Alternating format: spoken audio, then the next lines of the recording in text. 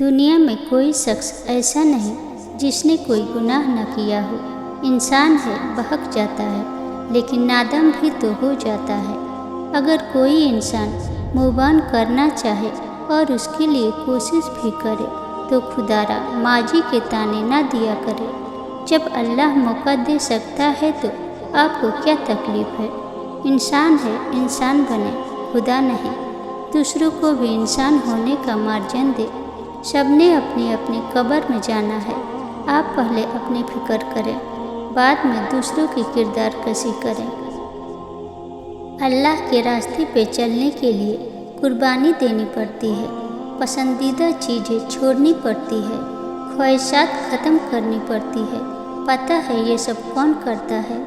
जो इस दुनिया फानी को समझ लेता है, फिर वह अल्लाह को मांगता है, उसकी खातिर हर शय की कुर्बानी दे देता है, फिर जाके अल्लाह को पा लेता है। पता है जिन्हें अल्लाह मिल जाता है ना, फिर वह कुछ सोच रहे होते हैं और लब पे आने से पहले अल्लाह कुन कर देता है।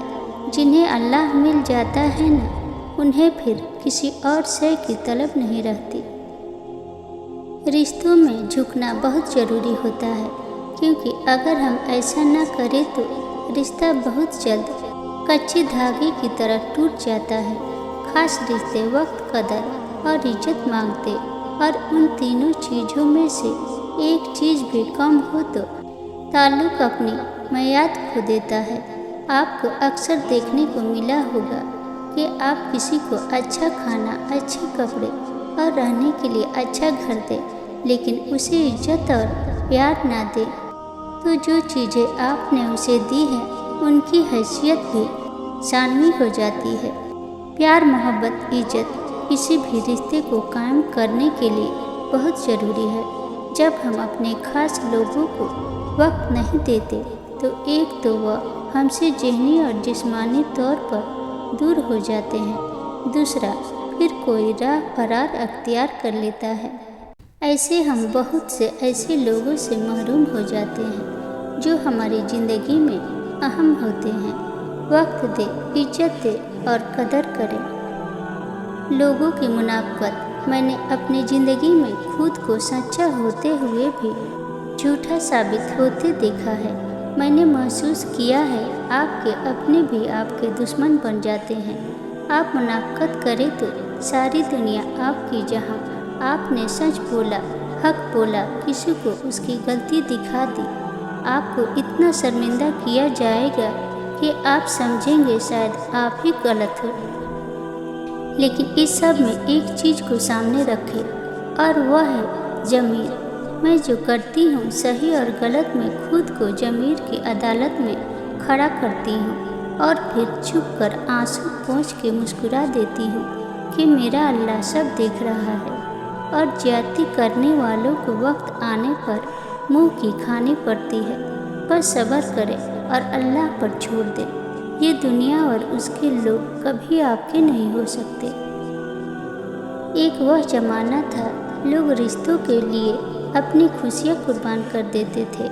आज वह ज़माना है, लोग अपनी खुशियों के लिए रिश्ते तक कुर्बान कर देते हैं। इंसान जिद वहाँ करता है जहाँ उसे मान होता है कि उसकी बात रद्द नहीं होगी, और अगर रद्द हो जाए तो मान ख़त्म, आवाज़ ख़त्म, अल्फाज ख़त्म। जिस चीज़ की तमन्ना करते हो उसके लिए दुआ करते रहो।